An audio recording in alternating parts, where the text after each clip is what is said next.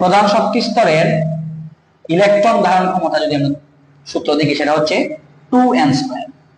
আর প্রধান শক্তি স্তরের যদি অরবিটাল চিন্তা করি আমরা, সেটা হচ্ছে মোট ইলেকট্রন। অরবিটাল সেটা হচ্ছে n²। আমরা জানি একটা অরবিটালে দুইটা ইলেকট্রন থাকে, তাহলে প্রধান শক্তি স্তরের মোট ইলেকট্রন সেই সূত্রটা হচ্ছে 2n², আর প্রধান শক্তি স্তরের অরবিটাল সেটা হচ্ছে n²। আর যদি আমরা উপশক্তি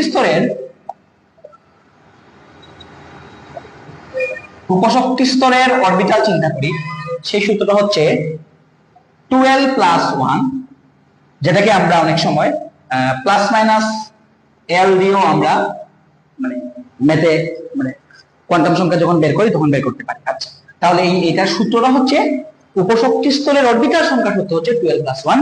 আর যদি উপশক্তি স্তরের মোট ইলেকট্রন বলে তখন হয়ে যায়, দেখো অরবিটাল, কতটা অরবিটাল যদি হয় আমরা জানি একটা অরবিটালে ইলেকট্রন থাকে দুইটা, তাহলে দুই দিয়ে গুণ করে দিব, সেটা হবে 2 × 12+1